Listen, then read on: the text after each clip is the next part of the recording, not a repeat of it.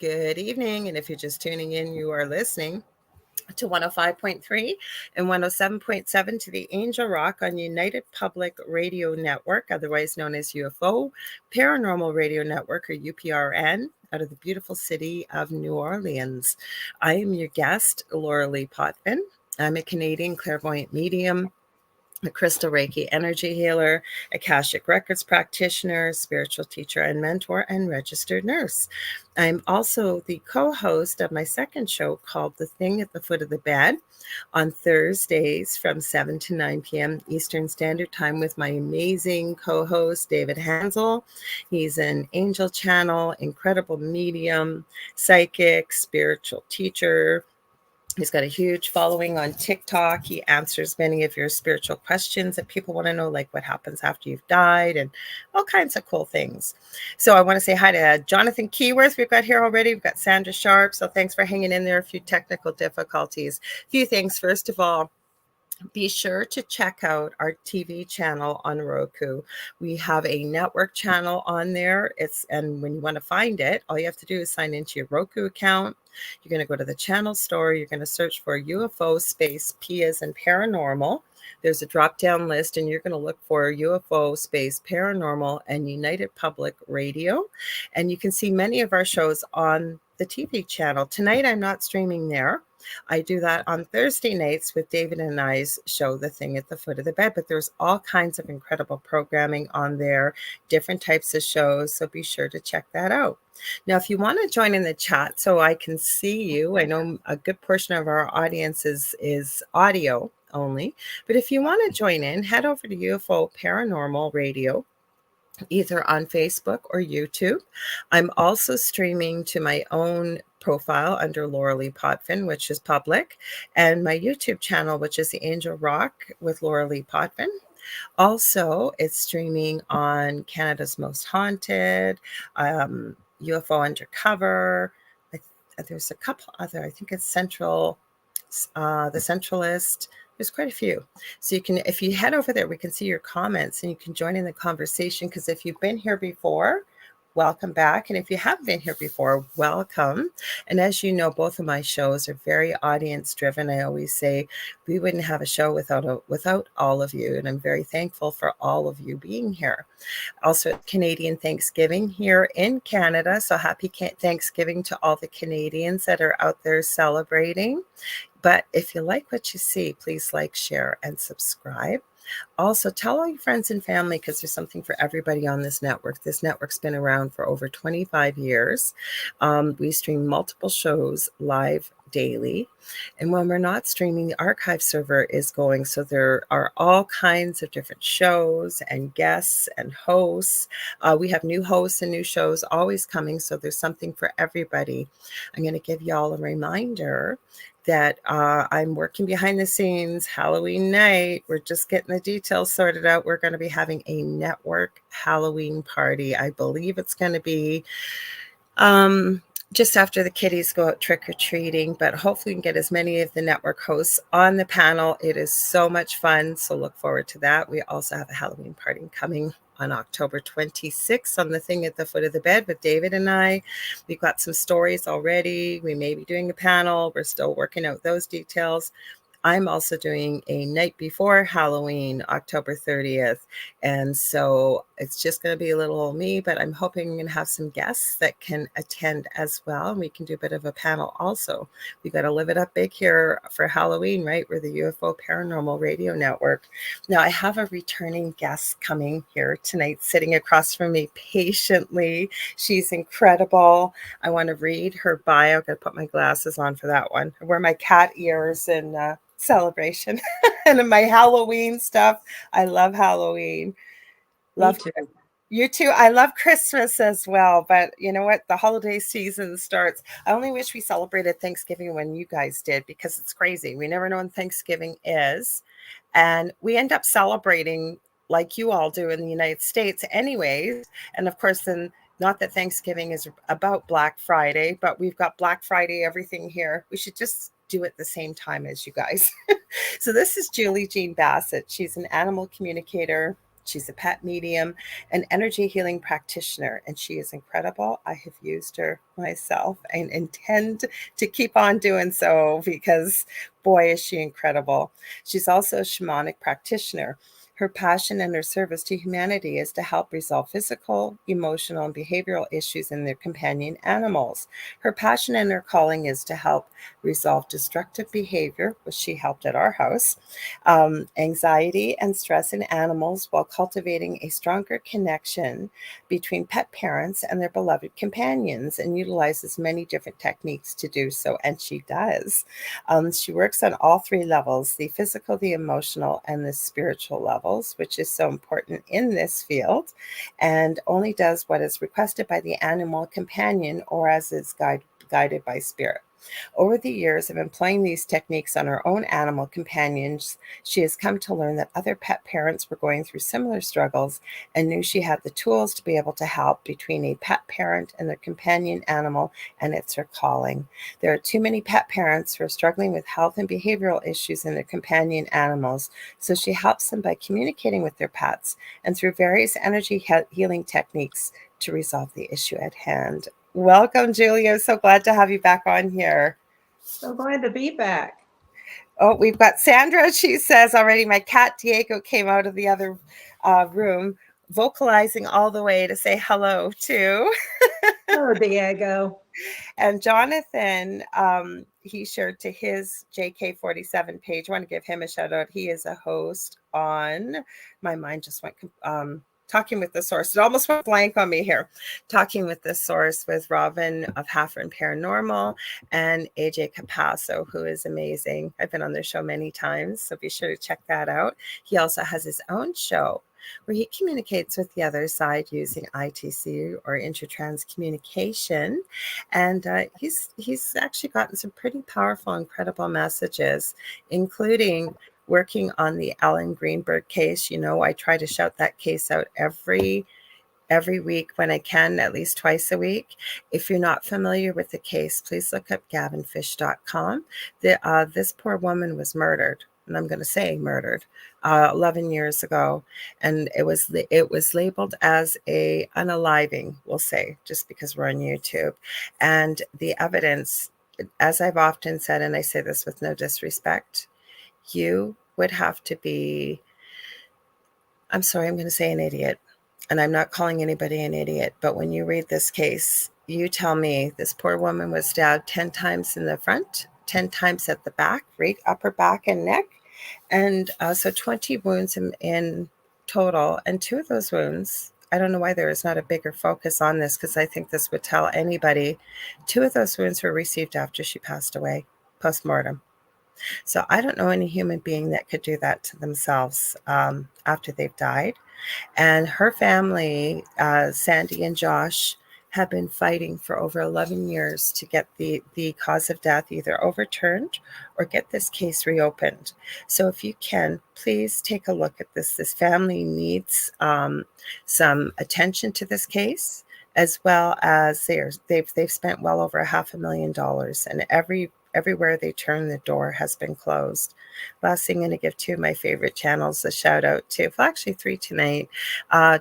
It's Grizzly True Crime with Gisela K from South Africa and the Netherlands, and also Surviving the Survivor with Joel, who is the host. The reason why I love these channels is because, you know, I'm a fan of true crime. What a way to call it, a fan. I follow it. But also because they stick to the facts. But my biggest thing is they're victim and family centered. They focus on the people that have been affected by these horrible acts of crime. So please check them out. And also I want to give Claire's Crafty Corner a shout out. I was there tonight. She got her 100,000 subscriber button, and she's such a sweetheart. So if you're a crafter, check her out. She's amazing. Sorry, Julie, you have to do that.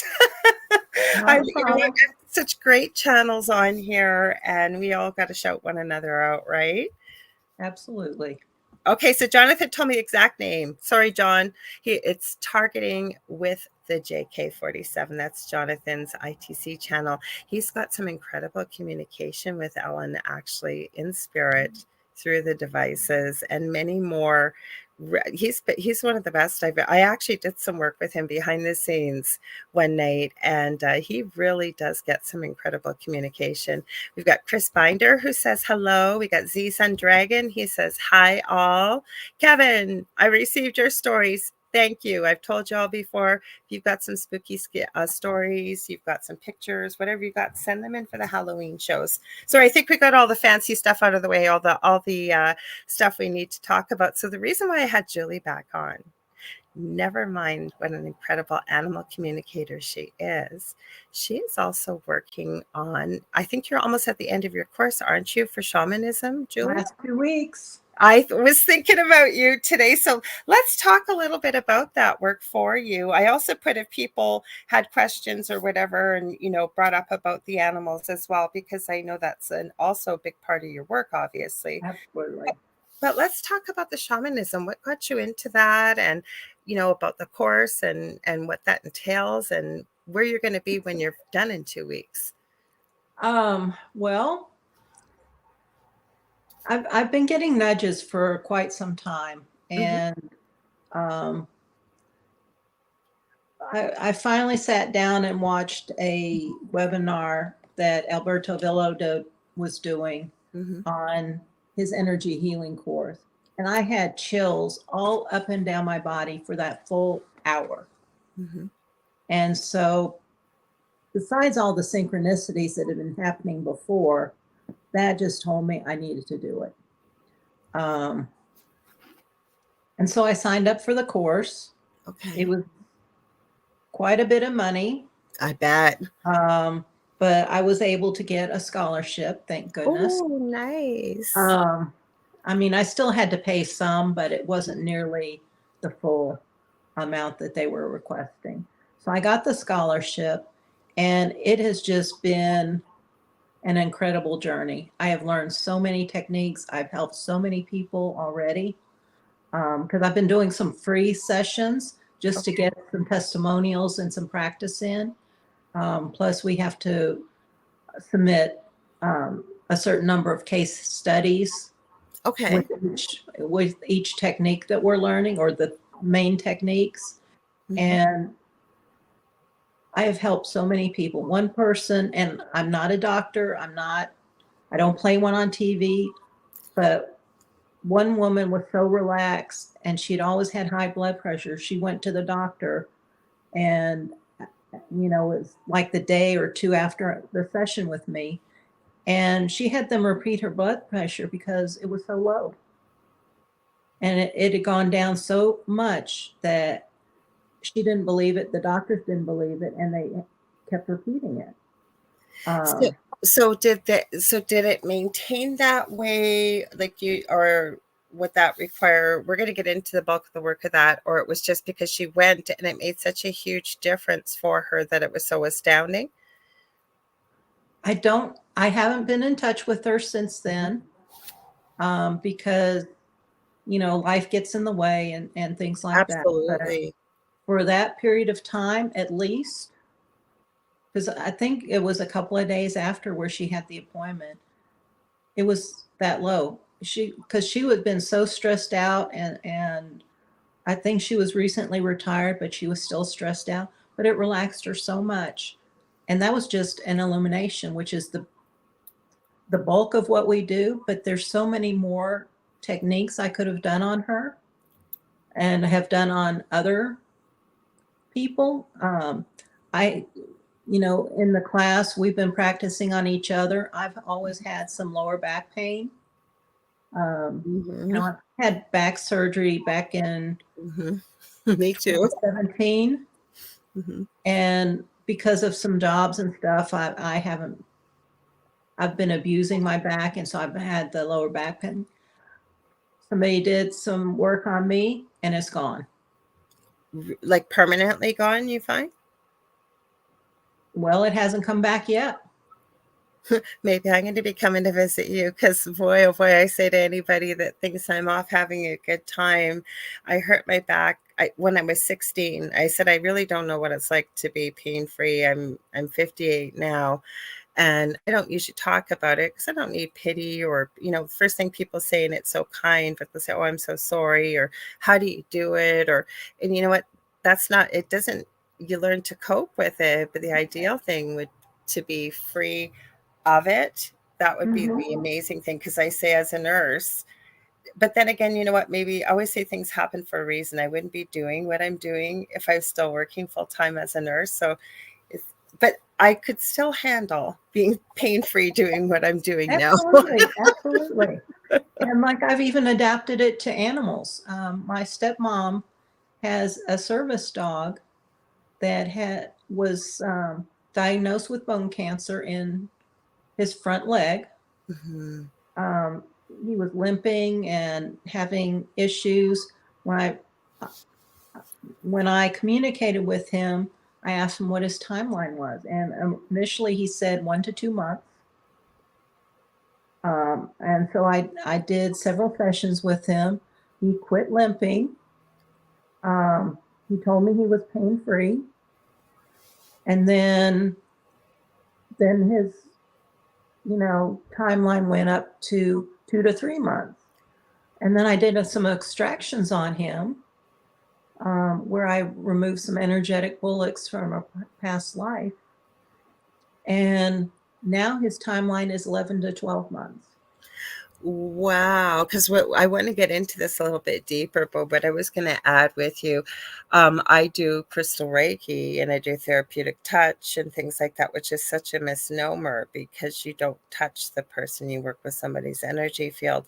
But I have one regular client right now that comes without fail. When they're in town, and they will go out of town for a couple of weeks. First thing they do is message me. And I can tell you what an incredible thing to see versus somebody that comes once in a while. And I understand you come when you feel like you maybe need to come as the global you for people listening. But this person has regularly come. And I can't believe, I would never give away information about anybody I work with, but I can't believe the shift in this person from when they first started coming to see me. And I think it's emotionally, physically, as well as spiritually and energetically. Like I'm finding now, and I will obviously adapt things as well, I'm sure yourself or anybody else, on based on what spirit tells us or what somebody needs. So we've almost turned it into, before there was a lot of work to do, because with crystal Reiki, for people that may not understand, and I know I keep hearing spirit again, I need to make a video to show people what's involved, because once they understand, it's not like regular Reiki. And you balance people's chakras. I know you probably know, but for people that might not, you balance people's chakras, and then intuitively I go through and I choose crystals and with color and the way they feel, and I direct energy in or energy out, and then we check the chakras afterwards, because before I do this, I check people's chakras, and usually for the reason they're coming mirrors their chakras, which we would expect, right, Julie? And for people that don't know what chakras are, because I forget there's people listening from all over the world, those are energy centers that all human beings and animals have throughout the core of their body, and many of the I'll say orifices or holes that we have in our body, and many other places they're developing. So when you're balanced, right, everything goes kind of tickety-boo, if you will, in life. I think human beings are meant to be balanced. But I get where my point where I was going is, I'm finding there's not much to do. Like the body is holding the energetic attuning, because I work with the energy field or the aura afterwards. If there's any cracks or holes or what have you, I also use certain Reiki symbols intuitively to balance all these chakras. But I'm finding with this person coming so regularly, there's not as much work to do. And we're getting into more messages from spirit. We still do the tune up, if you will, but it's quite quick compared to what it used to be. So that's why I was asking you if these things hold or not. Well, Go ahead. It all depends, because these techniques can help resolve limiting beliefs. It can help resolve stuck emotions. Because what I'll have a person do is tell me what's going on. Do you have pains? Do you have emotions that are stuck in you? Mhm. Do you have some limiting beliefs? Do you have some past trauma? And Mhm. then that's where I gauge what type of healing I'm going to do on them. Everything has an illumination, and that is, for those that don't know, is going. You have all these emotions bubbling up, all this pain bubbling up in you, and that way I can see what chakra is affected. Often all the chakras are affected, and so I Yeah. start with the lowest And do one. you find that, say, like for myself, when I check these energy centers or chakras, some people call them chakras for people listening, is say one is underbalanced for me. I may find two in a row that are underbalanced, and then the one above or down below, it'll be out of kilter as well, almost. Yeah, Hmm. yeah. And a lot of the ones I've done recently, all the ones are out of balance. And so I'll remove the energy, the dark energy, negative energy out of the lowest chakra Hmm. and have it transmuted into a flame. Um, What kind of flame are you using? Like, are just you a candle, just a candle. okay?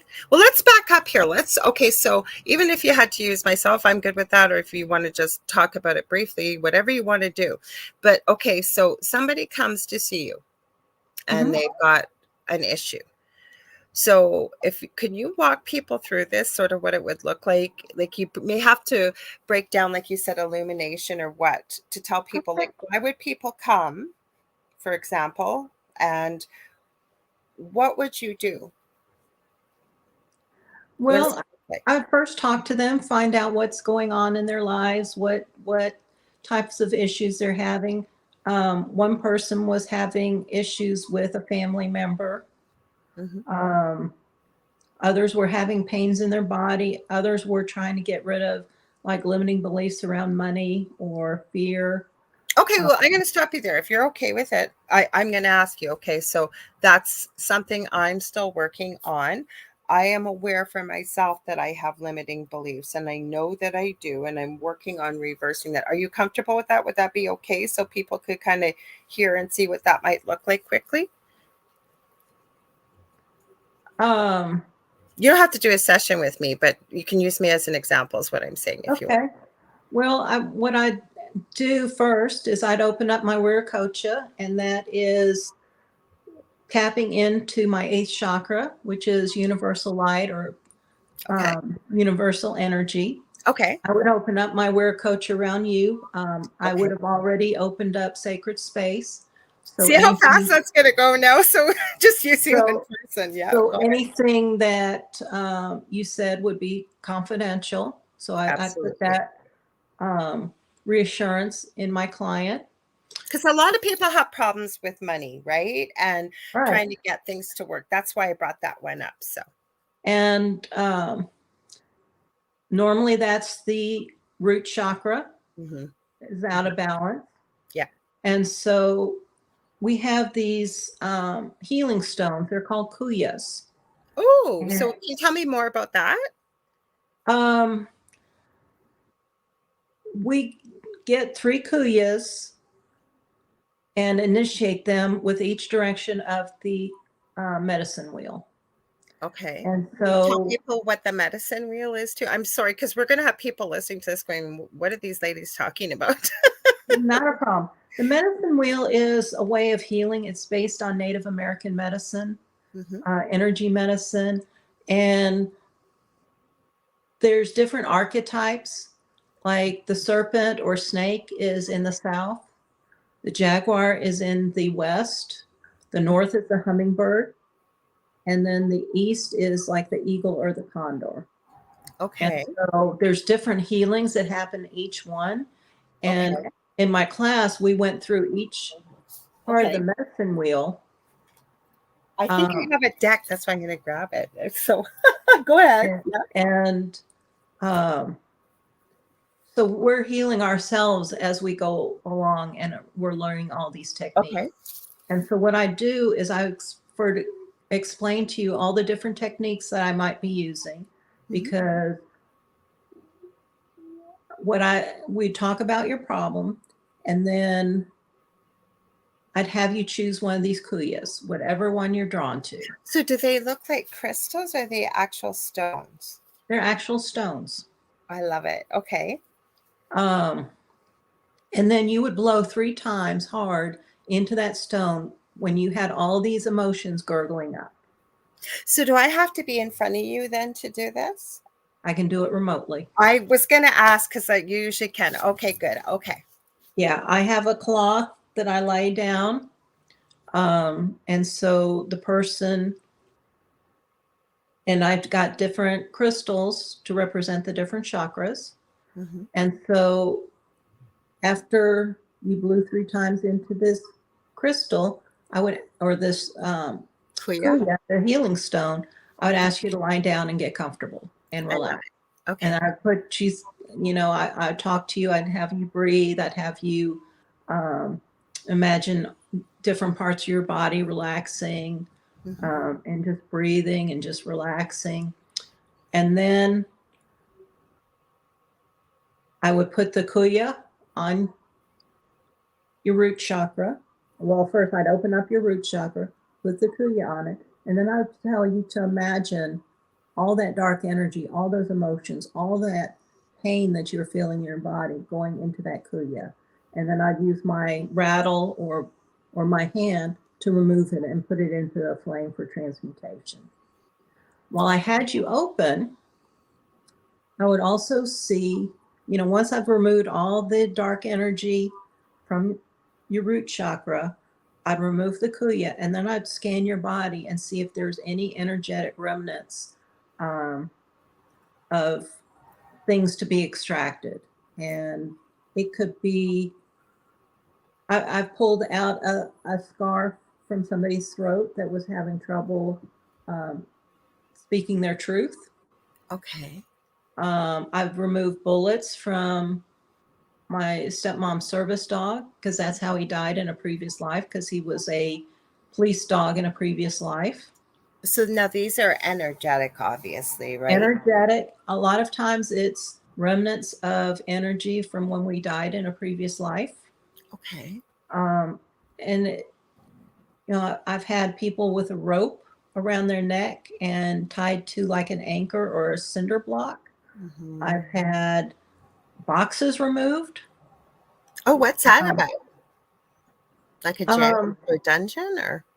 No, it's like with my stepmom, because I did her and her service dog at the same time. This was the one with bone cancer. And I did her too because, she needed some support too. And I pulled out this box and I was told I think it was out of her heart. I was told it was Pandora's box. And when it opened up, there's just a little slip of paper down the bottom and it said hope. Hope? Hope. Okay, now I got all kinds of questions here. This way, and it was so that she would have hope. Because at that time, her service dog he was telling me was only going to be like between 1 month and 2 months. So it's to give her hope that. So is it like a gift? That's where I was going to go, because I would think if you were removing this box with hope in it, it would sound like you'd be removing hope, but that would be counterintuitive to what you're doing. So No, is it like a gift? That time I think it was a gift. Okay. It was to tell her that to not lose hope. Okay.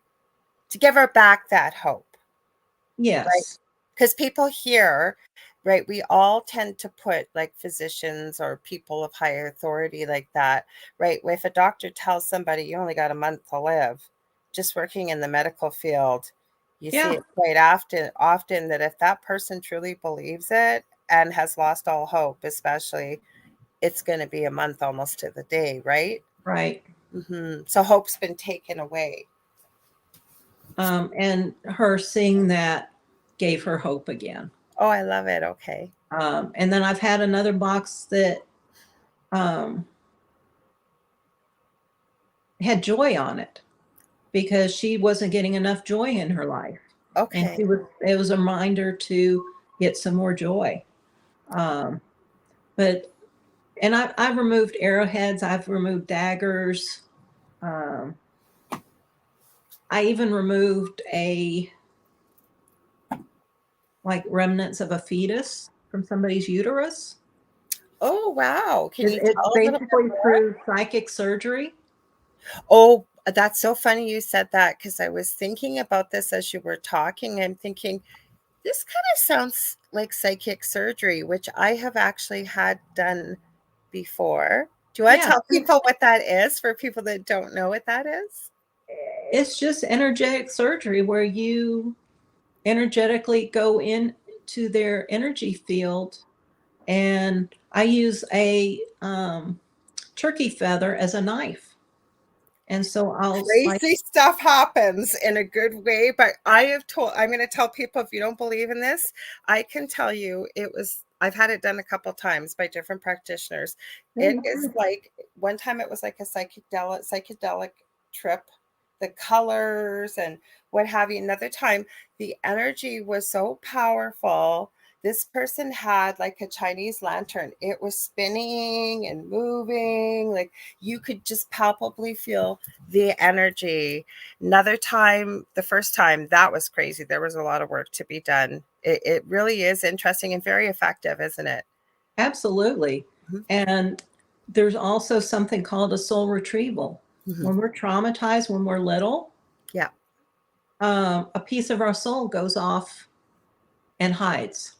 Mhm. And so I would journey on behalf of that person and go down to the underworld. And no, that's not hell. That's just the shamanic culture believes in a lower world, a middle world, which we're on now, and an upper world. And so I would travel down to the underworld on their behalf, talk to the gatekeeper, let him take me to, there's 4 chambers down there. One is the chamber of wounds, where I'd see what wounds um, were associated with this. The next one is the chamber of contracts, where I'd see what contract was signed, because we often, whenever we're traumatized, we sign these idiotic contracts. Like one of mine was, I was afraid. So yeah, of course I'm afraid of everything. Um, and so you Do we get the find this opportunity. before we incarnate or during the experience, spiritually and energetically? I'm sorry, what was your question? When would we sign these contracts? Would it be before we incarnate into said lifetime, or would it be during the point when we're experiencing what causes it, with the contract? When you're traumatized and when Okay. that soul piece leaves. Okay. At least that's my understanding. Yeah. Um, so I'd see what contract was signed and bring it back with me so that you could rewrite your contract. Then I go to the Chamber of Grace, which is where your soul piece is hiding. So I talk to your soul piece and see if it was ready to come back. Sometimes they are, sometimes they aren't. Sometimes they come back with conditions. And then the next chamber is the Chamber of Treasures, where I find a gift to bring back with me. And Wow. that gift helps you on your journey. And then somewhere in there, a power animal will come out with me as well. And Okay. so when I return from the soul journey, I'm coming back with the soul piece, a power animal, and a gift. And What if so I the soul's go, not ready, though? What if the soul's not ready? then I come back with 2 things. Okay. Um, and, you know, I have a better understanding of what it will take for that soul piece to be ready to come back. Okay. Um, so then I would blow whatever things into whichever chakra Right. that wanted to be blown into.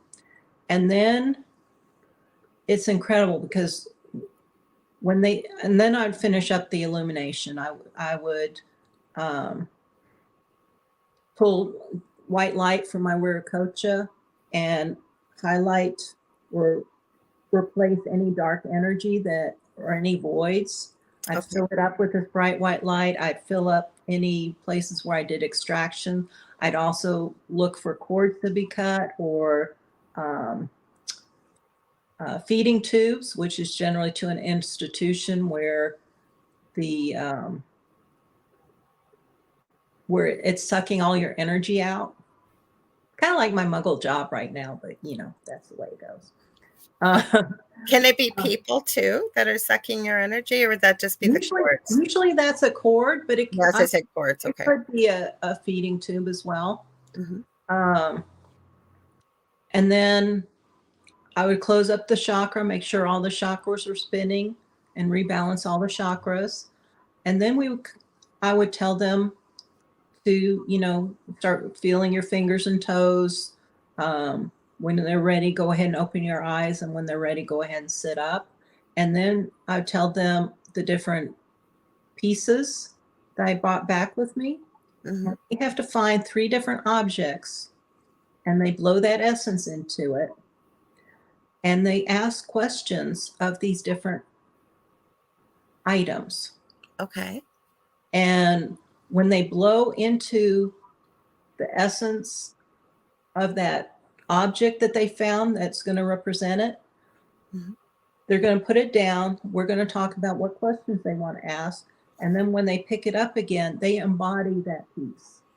And so I'll ask the questions, and they will answer as if they're talking from that piece.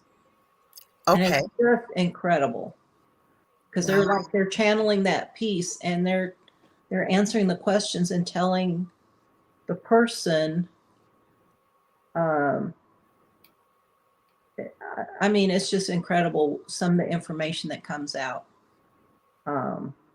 So now, is the person, while they're doing this, are they under a light, almost like a hypnosis, or they're just so connected that they're... Because this object now has the essence mm-hmm. of what I blew into their chakra, mm-hmm. it's like they embody it, and they're speaking as if they were that soul piece or that gift or that power animal. Wow. It's just incredible. I'm going to be booking a session with you. I know I am, because I'm super excited about this, because for some people maybe that they're listening, and I'm so glad because you said it in very realistic terms for people maybe that have never heard this before.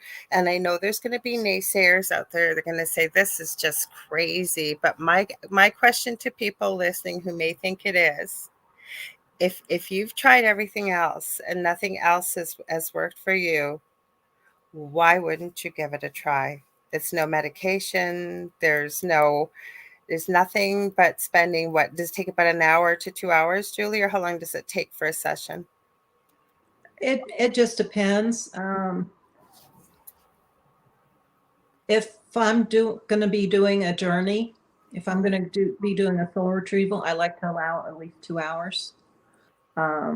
Okay, but you know where I was going with it for people listening is you're not going to have to do that. So even if it's a couple hours out of your day to try this, and is there any side effects? Is there any is there contraindications? Is there anybody that shouldn't participate in this?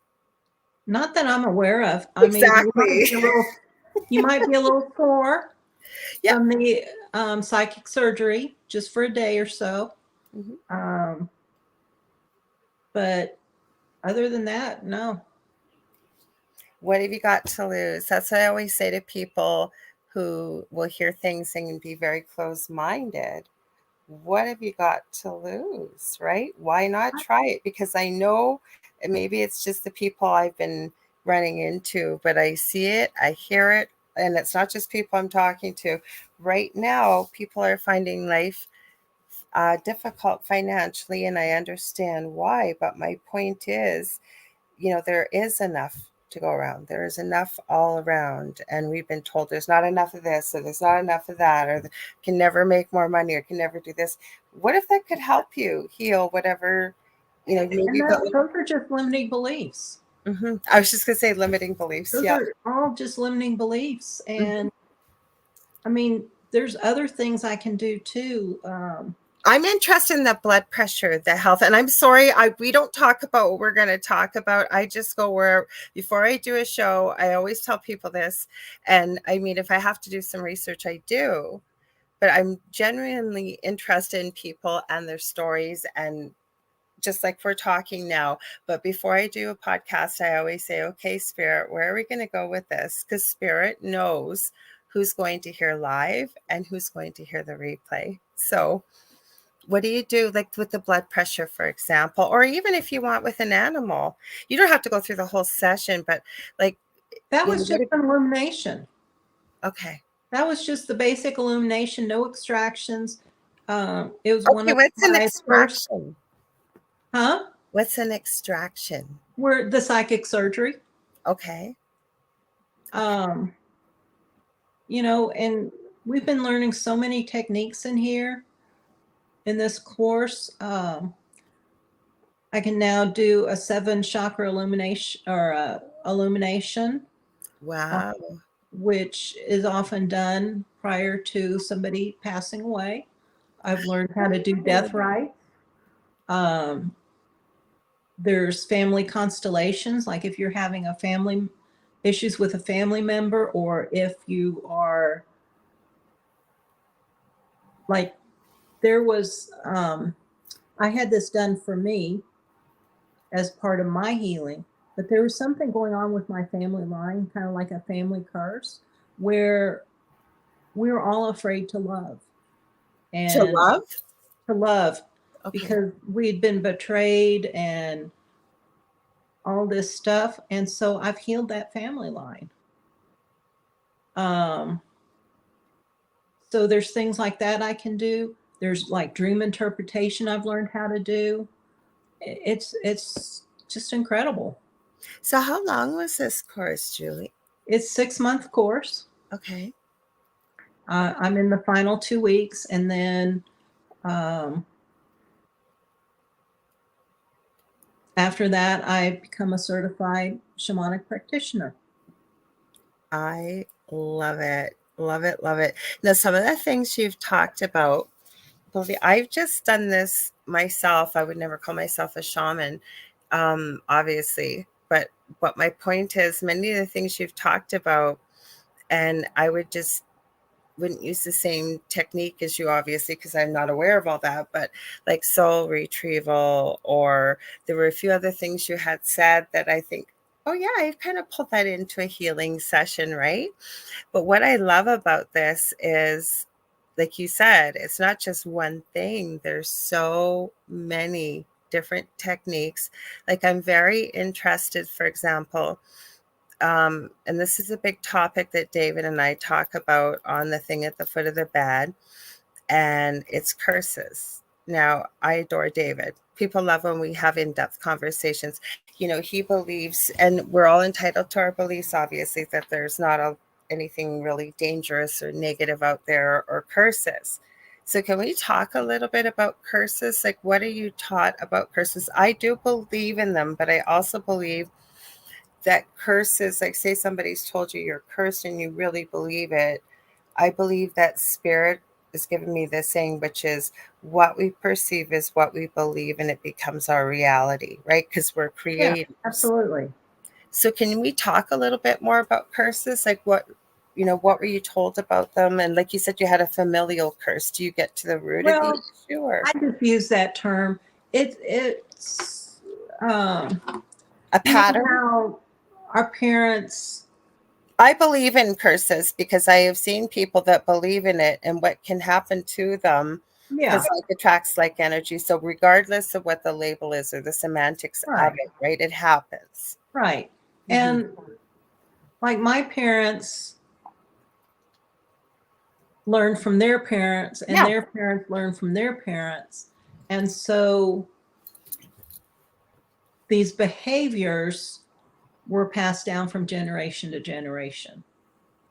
Plus, I think that we carry this energy in the mitochondrial DNA of the mother as well, right? Because energy, we've got that energy. Like you said, never mind physically what you're seeing and what you're being raised in. I've seen some scientific research actually that really looking into that the mother, and no blame on the mother, the Right. mother can actually carry that energy within her DNA and passes it along to the child as she carries it. Oh, did we lose Julie? Sorry about that. That's okay. I thought we lost you. No, these spam calls keep trying to. Oh, I'm so glad it didn't cut your audio off because sometimes it does that. So if that happens, I'll just hang out here and I just just pop right I back. just decline it. It Good. comes up and I just decline it and then I'm Yeah, back. but every time I'm on my phone, oh, my Kleenex here. Every time I'm on my phone, if I was on StreamYard right now, as soon as I decline it, as soon as it rings, it cuts all my audio off. I have to pop right out and pop right back Oh in. no. Yeah. hmm So we were talking about then, okay, for your family, like you said, it's perpetuated, but for anybody that you find a familial line of something, right? If you want to Yeah, call it a curse absolutely. or what you want to call it. Yeah. hmm And like limiting beliefs can happen that way too. Absolutely. Um, Children are like sponges, right? From the age of 0, and in the womb, I believe as well, right up to about the age of 7. And yeah, for people that are 7, more 8, somewhere like that. Yeah. Oh, I think it's even longer, but they say up to 7, right? The science, if you will. But my point is, and people will say, well, I don't have any limiting beliefs. But what they don't realize is you don't realize it's a limiting belief when you were hearing your whole life, money doesn't grow on trees. Like and that's just one example, right? And you're Yeah. not putting blame on a parent, but you were raised in hearing these type of things and believing them and seeing them, and it's a child's norm. So as they get older and go out into the world, you don't realize that we've actually taken that and tucked that into our psyche. Would I be right about that? Pretty much, yeah. That's hmm my opinion too. And like even like some religious beliefs. Oh yeah. hmm They get ingrained into a child and money is the root of all evil. No, Oh, there you go. money is That's a not the root of all evil. Greed is the root of all evil.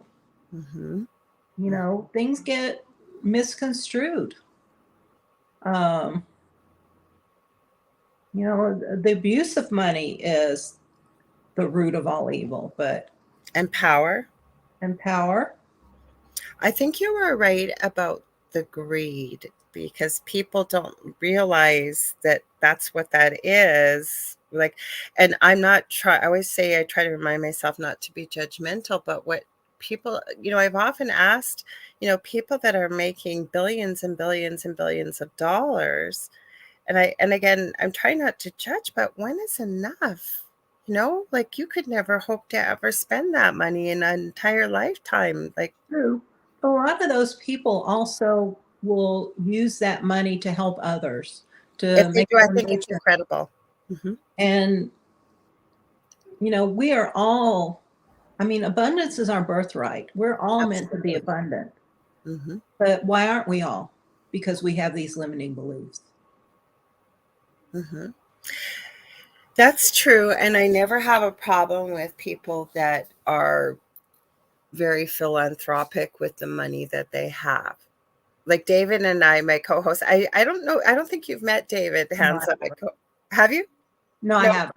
Oh, he's such a sweetheart, and we both adore animals. We joke all the time. I didn't realize Dave was always my friend, but I've gotten to know him so well doing this show together, and we joke we have a problem with gnomes. We just love gnomes, right? And we love animals. Like all week long, we are so busy, we don't get a chance to talk, so we're sending animal memes back and forth, so anything to make us laugh, right? And Absolutely. we all often say if we ever won the lottery, first thing he said he'd do and I would do. First of all, I just want enough that what I could make my children happy.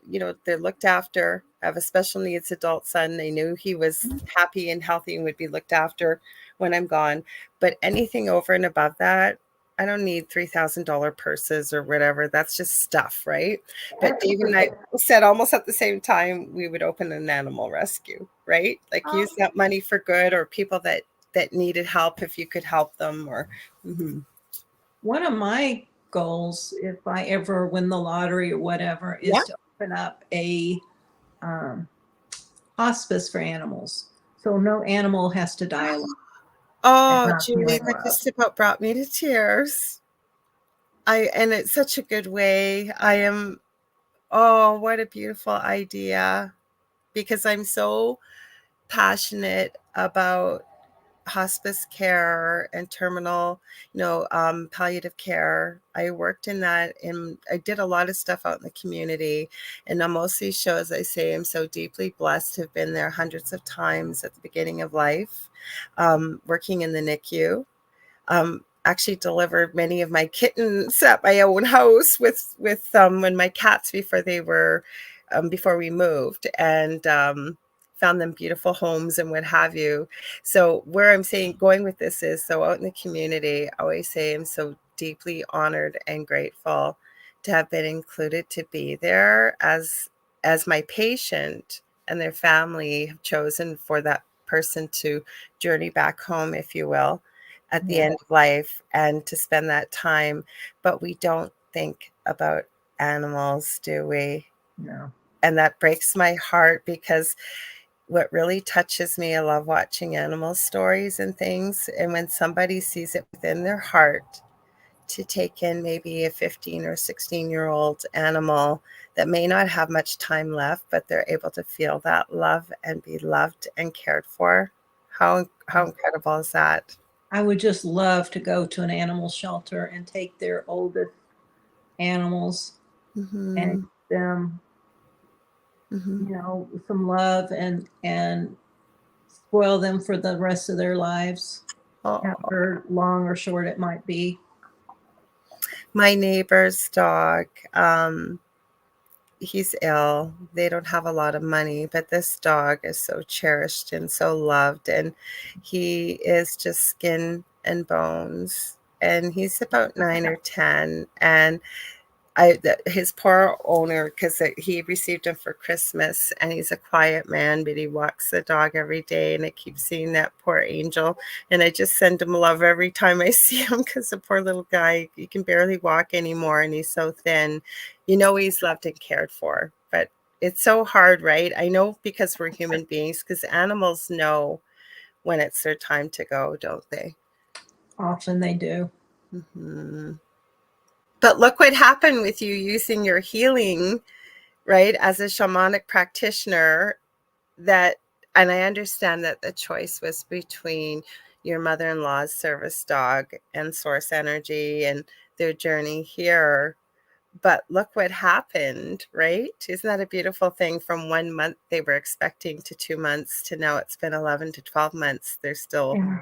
going to be. And she is so grateful for that extra time with Oh, her dog. it's so beautiful. I wanted to ask you, and I think I've talked about this on the show with you before. I've also studied near-death experiences for 40 plus years, professionally and personally. I believe I had one as a toddler.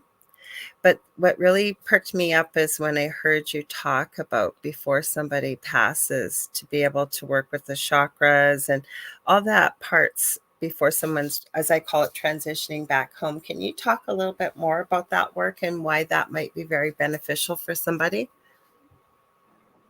It helps them to resolve any last issues because clearing out all the chakras helps clear out a lot of the dark energy, all the limiting beliefs, all the, um, it also allows them to express, because there's also something called sacred drama that Okay. you do with them, and where they have the opportunity to tell their loved ones, that they love them, they forgive them, whatever. And then during this, you do a 7 chakra illumination where you clear out all the chakras of all the dark stuff, all the dark energy, all the limiting beliefs, all that. So they're clean.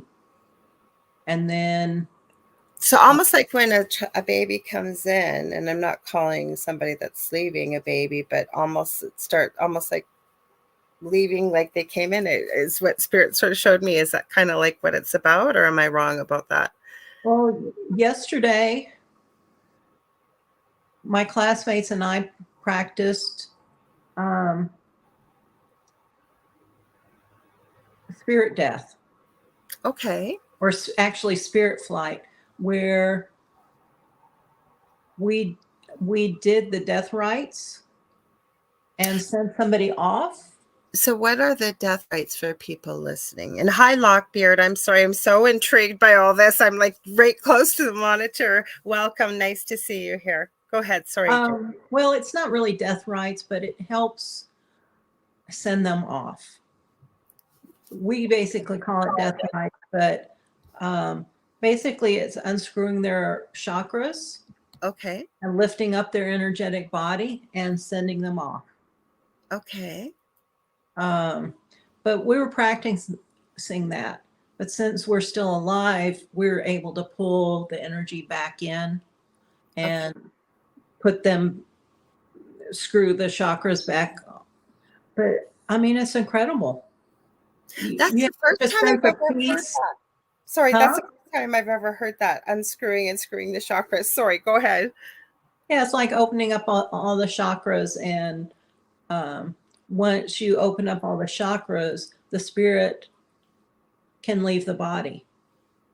And we just send it off, we tether it, and then after a few minutes, we bring it back, put it back down, screw the chakras back, and you know, I had it done on me, and I felt so ungrounded afterwards. I maybe got 1 hour of sleep that following night, and maybe 3 hours of sleep the following night, before I realized, oh, I had left my body. That's no wonder. So once I got reground, once I was able to reground, I was fine. But it took me a while. Wait, duh. I want to say hi to Kelly Hopkins. She says hi, Lorilei. Hello to Julie. Hi, everyone. Because people don't realize how, and again, this isn't from me, it's from spirit, I believe, but the ideal situation, I think, for a human being is to be in balance, right? In this duality on the planet of we got light, we got dark, we got night, we got day, and so on and so forth. So and again, spirit's really been giving me a lot of visuals lately. And so the ideal situation, if you will, the chakras running through the core of the body, where we're connected through our top chakra, our energy center for people listening, our crown chakra and above. We have many chakras above, but connected to source energy, or I tell people whatever their belief system is, but also how vitally important it is to also ground that energy to the earth, or I call her Gaia. Many people do. So would you believe it? Does that sound okay, or are you taught something a little different? No, grounding is good. It's good to ground, get your feet in the dirt, get your hands in the dirt, carry a hematite crystal, eat something, hug a fur baby. I love it. Yeah, grounding is very important. Yeah, especially because with the paranormal, especially, we find a lot of people, wanting to go into these places with some darker energy and not understanding the importance of especially being grounded, right? And so this just occurred to me, and some people may not agree with this, but I believe people can get attachments from darker energy. Can you use these practices as well with that type of thing? Absolutely. Okay.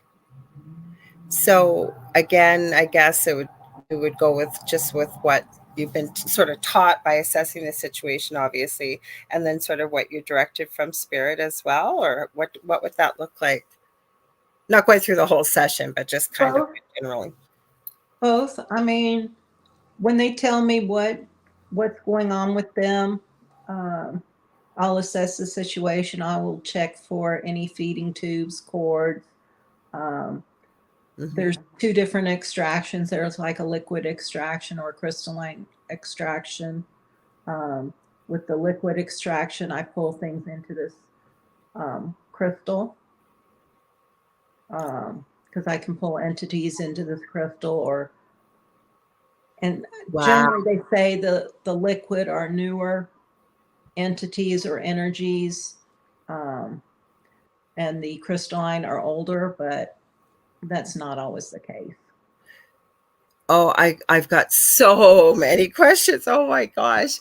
Okay, so interesting. So why is the sounds like sort of the thoughts that newer type entities. So what kind of things would be newer type entities? Since we're in spooky month, I don't normally go mix spiritual with paranormal, but you can't really separate them, right? We live in a duality here. Um, well, say you went to Maui, Okay. where all those people died so suddenly because of the tragedy, or 9/11. Yeah. You go into that area and there's all these lost souls that can attach to you because they see your light, Mhm. and I all they agree. want is they want help. But that way you can either cut the cord, you can remove the energy using a crystal, or a psychic surgery type extraction, but probably more likely a crystal or a cord that you would have to cut. And basically, you just send them off to their own destiny, or you ask spirit to take them to the light. Over. Okay, I have a question for you. This is a real thing that I worked on years ago. Well, I didn't work on it, I encountered it. Somebody I know, not well anymore, but I knew, I'd met because they were having paranormal experiences, and so was I years ago. And they'd gone through an extremely, extremely, extremely stressful time. And they weren't sleeping, they weren't eating. And we happened to be talking on the phone one night, and they happened to mention an item they had received from a former in law that had been picked up at a garage sale. And their child, who was a teenager at the time, ended up with some very awful things happening. And they thought that there was a mental breakdown. I don't think so, from the things I was seeing and what I had heard. A Long lot story, of objects have energies attached to them.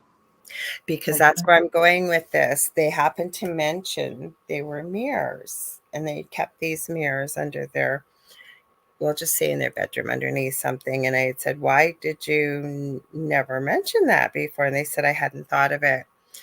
I kid you not, I saw this live. They pulled out the one mirror, and as they pulled it out, and it was huge and heavy, it always makes me think of that movie Constantine with Keanu Reeves at the beginning.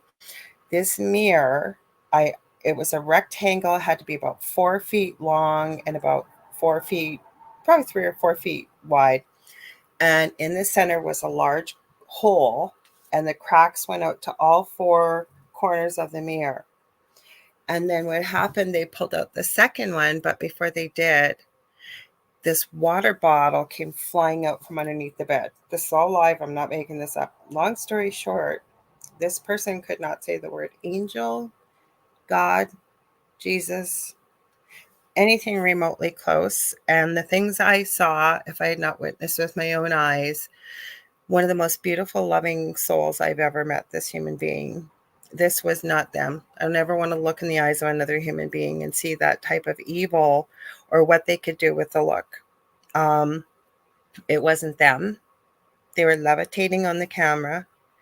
And then I hung up, and this was years ago. And I sat there about an hour and a half later, and this person doesn't even live in my country. And I was praying for them. I was saying the Our Father, and they messaged me and said, cut that effing, I'll say, crap out. I won't use the words, not radio friendly. Like, Mhm. so my point is, where do these things come from, and how do they get attached? Like that, from what you've understood. And if you don't know, that's fine too. I really have no clue. Can you get rid of those type of things though too, or would you call in like a group, do you think? And if you don't know, that's okay too. I'm not trying to get really dark and deep here, but I've often wondered, because this sounds like such powerful healing, that it could handle something like this. But I'd love to hear your thoughts. Um, it probably could. Would I you call haven't in dealt. a mentor with something like that, do you think, or somebody more, or like a group of you, do you think, or would you deal with something like that on your own? Well, I know Alberto Villoldo had an experience where, because he was saying, "Oh, voodoo doesn't exist," that's just, Really? Yeah, it you does. know. Well, he was saying that, he's saying, I don't believe in it, so if I don't believe in it, It it's not going to doesn't affect me. exist. Yeah. But then um, it says, "Oh, okay, well, we'll test you on that." And so he went home. He was, you know, nothing happened after a few days and stuff like that. Then all of a sudden he got really sick. Oh, And so his friend called him and said, "So how are you feeling?" And he says, "Yeah, we were delayed a few days, but you should be feeling it now." And he was. oh my goodness. And so after that, he believed. And, I believe anything is possible. I There's don't so want to much we work. don't know. Yeah, because I don't want to work with these kind of things. How I handle this, if you really want to, well, for people listening, and it was just kind of when I was starting my spiritual journey and really working with a lot of mentors. Um, I knew from spirit to contact my Akashic Records practitioner. And so, with my permission, she went in while we were speaking. It was obviously, I think it was Skype or something. Hi, Lisa Roney. She says, hello, Julie. Hi, Lisa. So, what she ended up doing was going in. And again, I want to make it clear, she just didn't go in without my permission. It was with my permission. I know you understand, Julie, but for people listening, she went in and she dissolved any past karma, any past agreements, or anything like that. And the interesting thing is, this person and I are still friends, but we never had a disagreement or anything. It was just kind of like the relationship just kind of gently melted away. Like we still, every now and then, we'll say hello or whatever, and there's no hard feelings or anything like that. So I was grateful for her help with this, because, like I said, I don't want to be working with dark things like that. I even asked her why. And I'm not trying to sound egotistical, but she had said sometimes those that are working in the light need that light to be shone on in the darkness. And it made sense to me, but not egotistically, because I kept saying I really don't want to be around this type of stuff. So that's why I asked you, because when you mentioned dark energy and you were talking about attachments, what other things would you be referring to? And I normally don't get this dark and spooky, but it's Halloween month. We got to ask. Dark energy to me is just like the limiting beliefs and the emotions, the stuck emotions, Mm-hmm. uh, the pains that are bubbling up in the body, the fear, that all of that just looks like dark energy to me when it's in the Okay. chakra. So interesting. Not necessarily evil, or an evil entity or something that it just shows up as dark energy to me. Do you know what David brought up though? And he brought it up to me off air, because we have the interesting conversations on air and off air. And David's not the only person I talk to, but I liked his perspective on it, because people always love when we disagree, because I know there are dark things out there. I've experienced them. And he doesn't say that there aren't, but it's where he chooses to put his energy, and I respect that.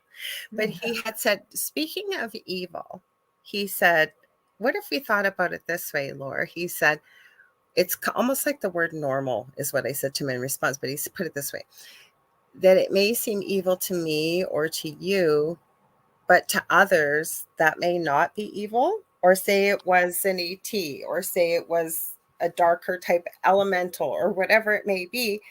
That's okay in their world, so it's not perceived as evil.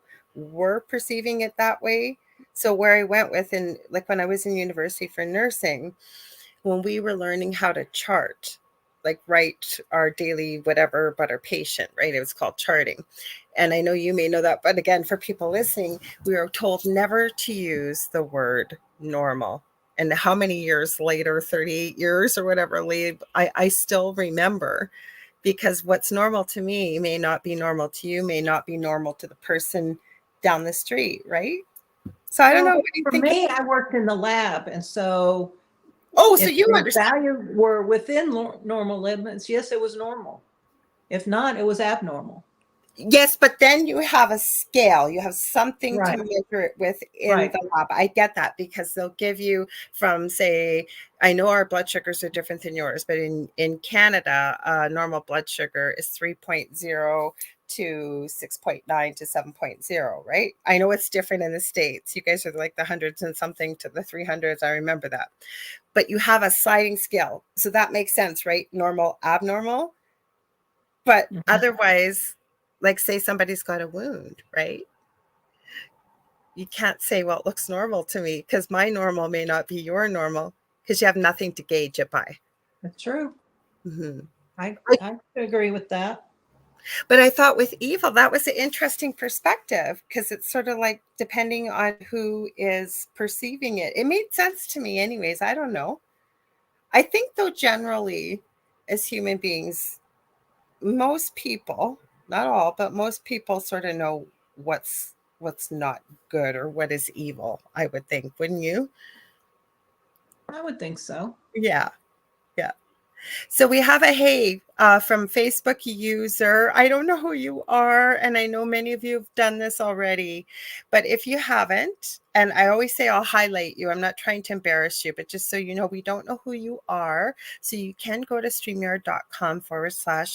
Facebook. You just have to say hello or yes to them using your picture and your name, or you can put your name behind uh, when you post, or you can stay anonymous. But just so you know, we don't know who you are. So, but welcome.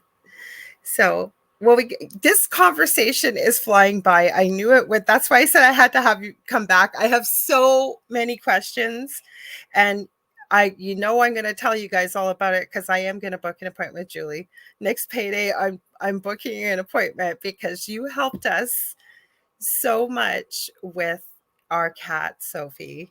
You really, really did. She had one little slip up, knock on wood. And for people that aren't familiar, my son's cat kept peeing on his bed. And it didn't matter what we tried, and it was exasperating. I had a waterproof mattress cover and what have you, but it still involved sometimes it would get under the mattress cover. It was just a mess. So I have a good friend, very close friend, Leanne Clark, and she sent me two names of two ladies, and they both were amazing. But I think spirit guided me to you, Julie, and you helped us so much with Sophie. So thank you. You're welcome. I'm so glad it worked. Can we talk a little bit for people who weren't able to catch the show the last time, with your communication with animals? Because as I describe it, you're able to work with, pet. We'll call them fur babies, because that's what I like to call them. Or Earthside animal animals. companions. Sorry, Or animal companions. animal companions. Yes, but you can work with them on the earth side, but also you can do mediumship too, right? Yes. Hmm. So for those that want to know how to do animal communication, or how did you discover you could communicate with animals? Um, did you learn how to do this? Was this something natural, or? Um, Growing up, we had a German Shepherd. That Mhm, was I was an only child, so this dog and I kind of grew up together, mhm. and it was kind of like a sister to me, which is kind of strange, but Not it's really. like I could always tell what she was feeling and things like that. And I think I might have communicated with her in when I was very little, because you don't have any hangups or limiting beliefs when you're little, and nobody telling you that, oh, that's just your imagination. But Mhm. eventually I shut it off like most kids do. Mm-hmm. And then I had back surgery back in 2017. And 2 weeks later, I had a pulmonary embolism where I nearly died. And I was working for corporate at the time. Oh, And wow. while I was on my short-term disability, it's like, I really don't want to go back. Mm-hmm. So I started taking a lot of classes. I took one on becoming a transformational coach, a health coach, and animal communication. Oh. And the animal communication also had the healing piece in it. And that really stood out to me. But I went back to work because that was my comfort zone. Mm-hmm. And then that following year was my year of healing. And I went to a shamanic healing camp.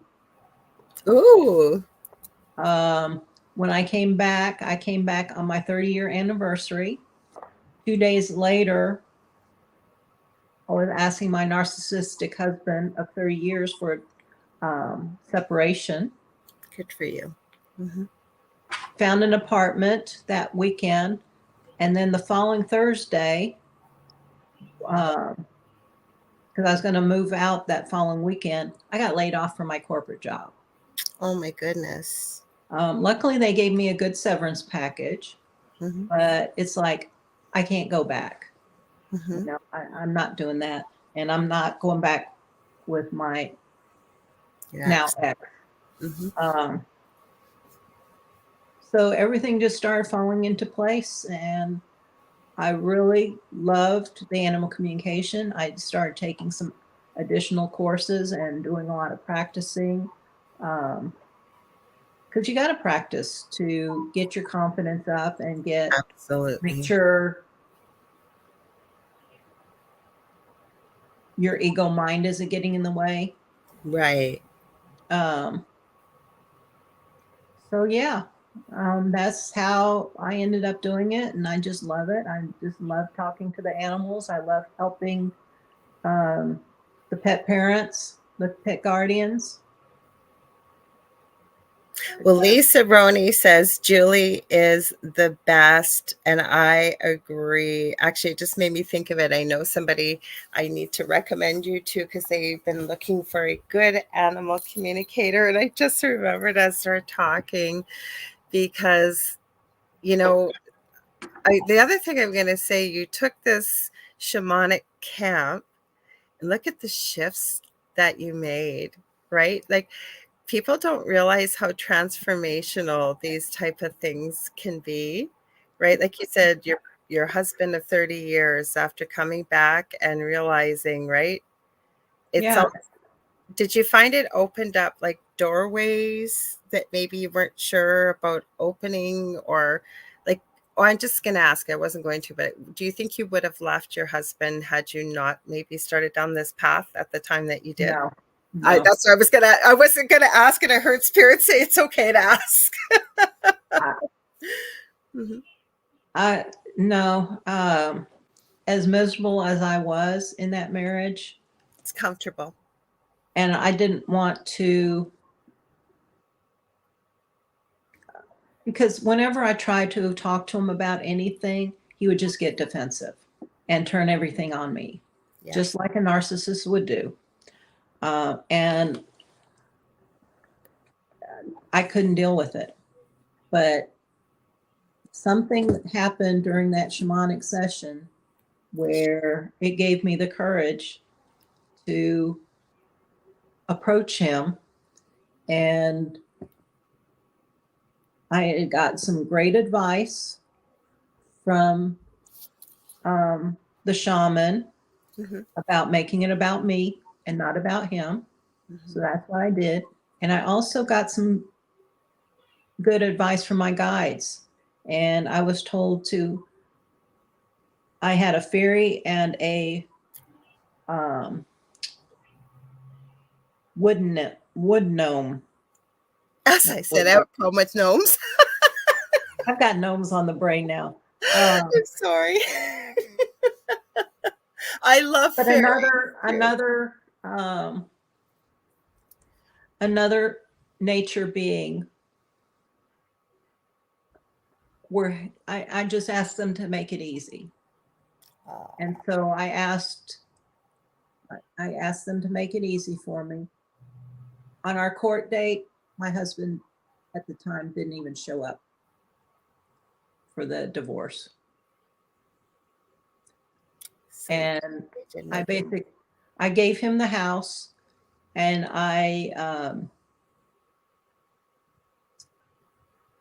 we split up our savings and stuff like that. So it was a lot easier than it could have been. Thank And you. I'm forever grateful. Well, thank you for sharing that, because the reason why I did ask is because there's many people that when I said it's comfortable, doesn't mean good comfortable, but it's comfortable. It's what you know, right? And we talk. Right, you're in your comfort zone, and it's like, what would I do? Where would I live? How am I going to make ends meet? Or all the what ifs that we talk ourselves out of, that, never mind the connections that you made back with your animal communication and your guides and all this transformational things, that people don't realize. I'm actually working on right now, and this is at Spirit's direction, because I've had a few people message me privately, and I figured it's time now, but an introduction to spirituality. And I said, well, if you want me to do this, where do you want me to start? So I spent an hour in meditation today, asking about all different things, like what would we cover, how, because there's so much to talk about. You can't just pick one thing, right? The Absolutely. one thing that a lot of people don't realize, especially when you go into spirituality, because this came from Spirit, is when people are in the spiritual closet, and what do you do about that? But one of the things that I think comes up is we take a look at, depending on what that call is to sort of enter into this field. I think all of us can be light workers and healers and what have you, but it's taking a look at the relationships around you. And it doesn't necessarily mean a spouse too, right? Right. It's people that we spend the bulk of our day around, the 5 people, science, I guess, sorry, 5, that I guess, again, research is showing we tend to become very much like them. And I'm not saying you were very much like your husband, but where I'm going with that is to take a look at those people around you. And sometimes we have to do relationship evaluations, right? Like sometimes we have our contract. The way I look at it is our contract has, maybe it's over. Right. And I use myself as an example. I no longer speak to my parents, and Spirit has let me know that the conversations that I always wanted to have and the things to speak about will happen when we're back home on the other side. And I made peace with that, and I'm okay, because I wouldn't be doing this, right? And that's where I'm going with this, is kind of the ways we come out of the spiritual closet. Sometimes we need to make those decisions. Right. And with my ex, when I was married to him, I couldn't be my authentic self. Absolutely. Mm-hmm. And so now I'm finally able to be my authentic self. I'm finally able to delve into spirituality and, take a shamanism class. I love that I would have never been able to do before. Sorry, I forget to remind people. I have a bit of a delay, so I apologize. But I wanted to point out something you said that I think is so imperative. Your authentic self.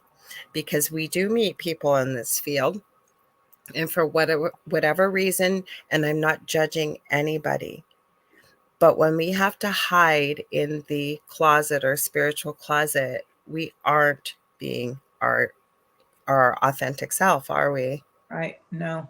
Mm-hmm. And there's no judgment there, but it's a question that we have to look at sometimes and say, why can't I be my authentic self? And a lot of it comes from fear. Absolutely. Absolutely. Fear and fear of judgment.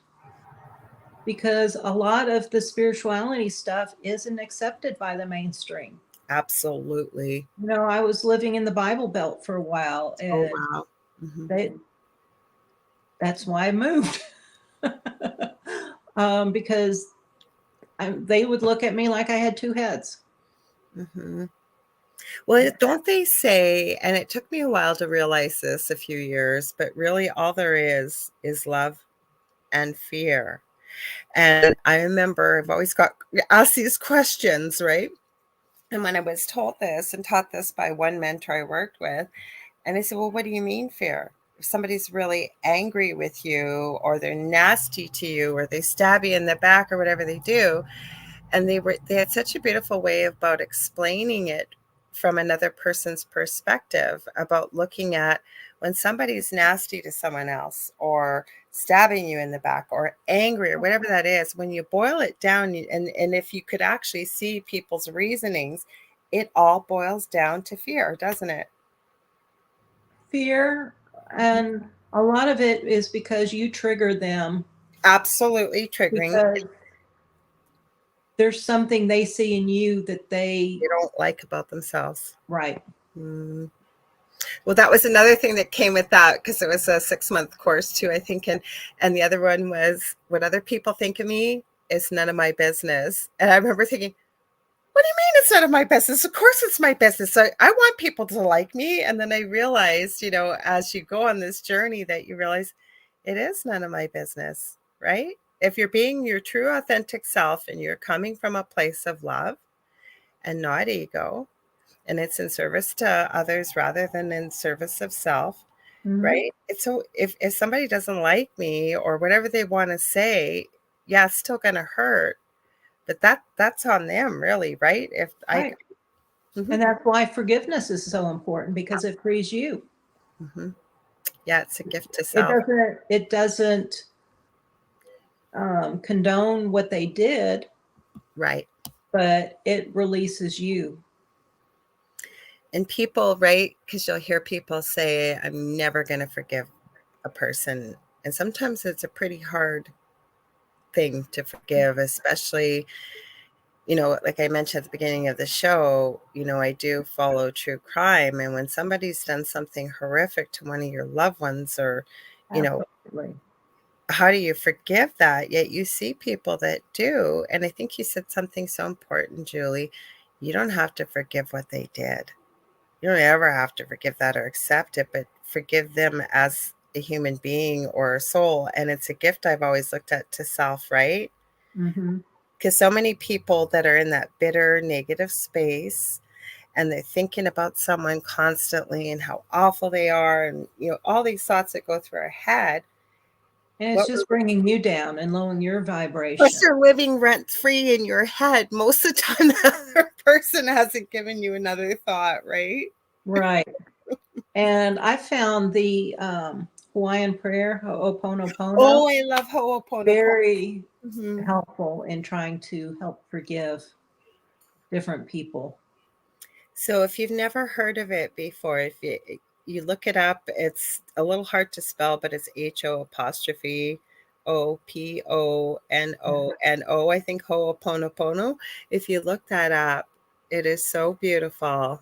Actually, now I got to look it up. I got it saved on my And phone.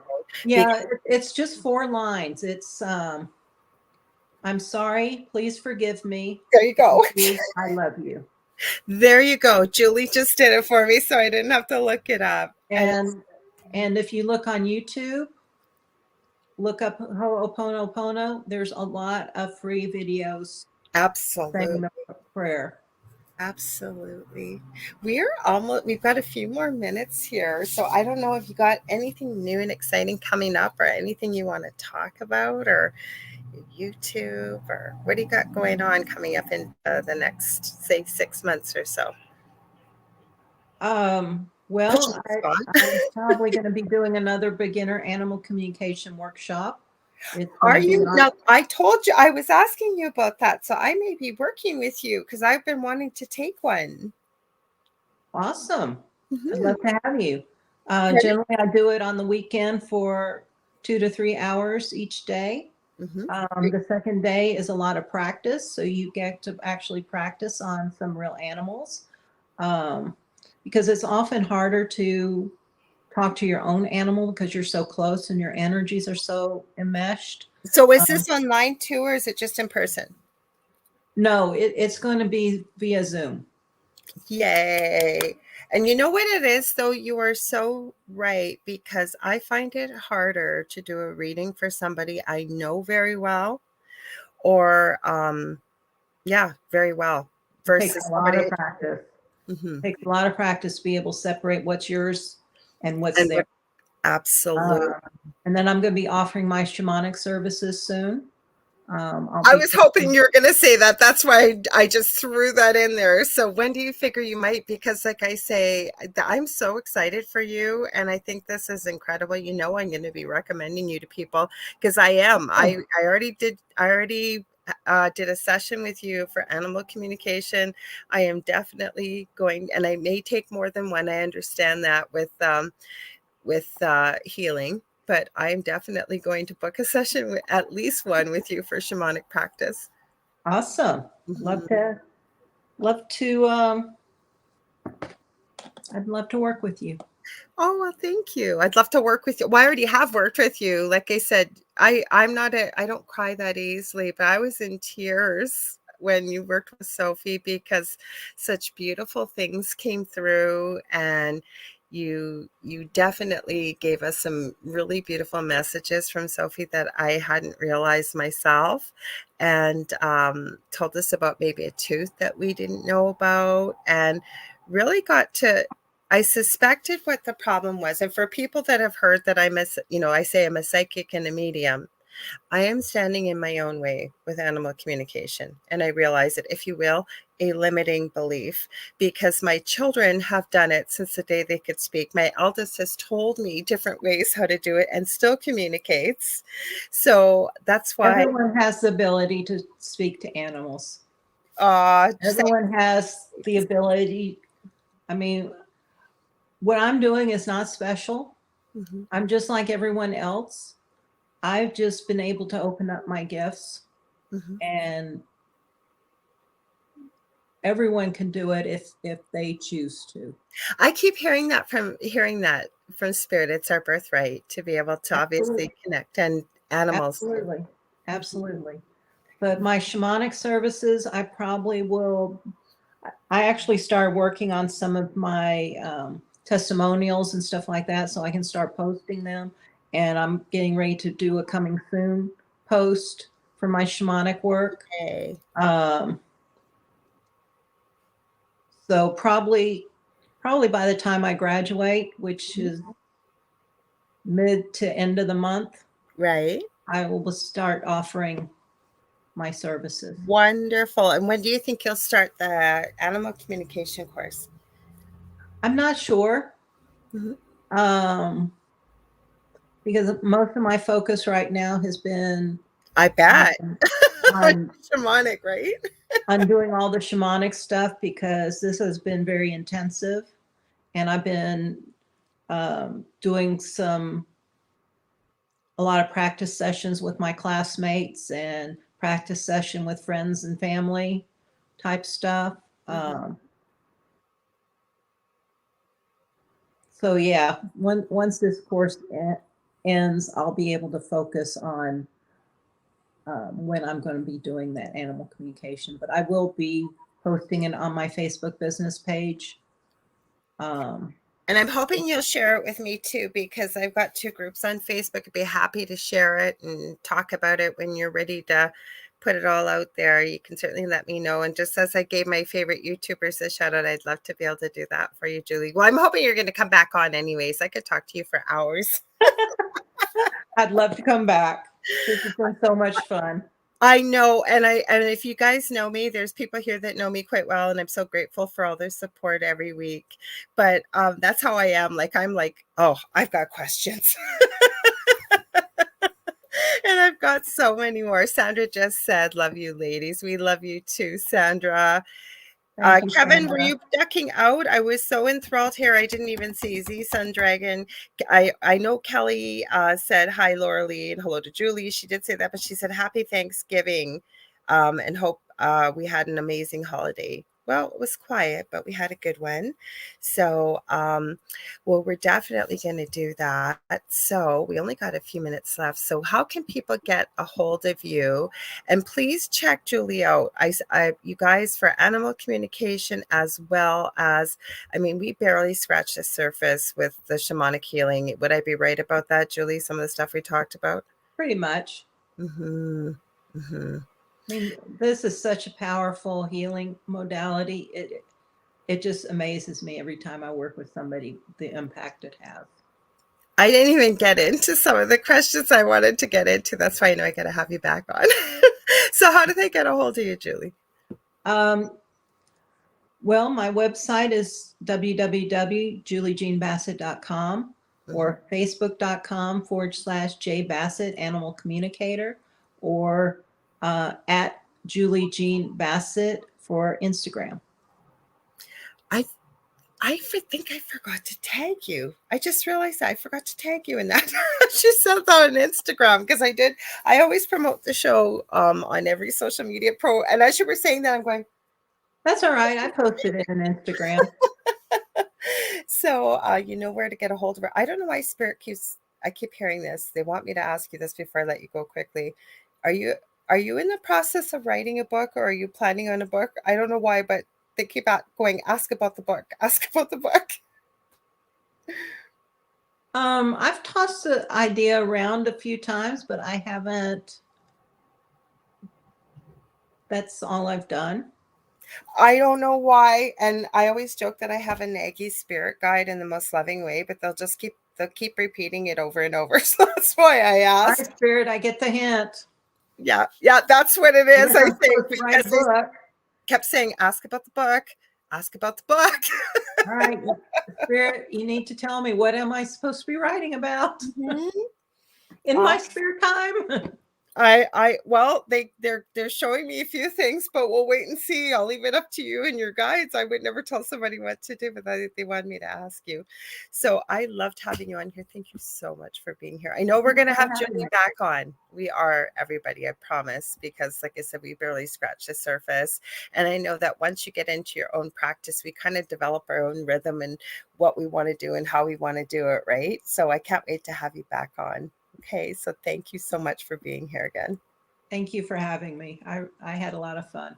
Oh, I love having you on. It's just, now that I know you a little bit better, and you know what, like I said, that's a cool thing about these shows, why I love doing them. I'm genuinely interested in people and their story, and you've got a fascinating one, and they work so beautifully together. And like I say, super interested in animal communication too, as are many, I know. So glad to have you. But I want to remind you all. So I covered this at the beginning. Forgot to mention, I was so enthralled. You're listening to 105.3 and 107.7 out of New Orleans, Louisiana, to UFO Paranormal Radio Network, otherwise known as United Public Radio Network, or just UPRN. And this is the Angel Rock, and I'm your host, Lorilei Potvin.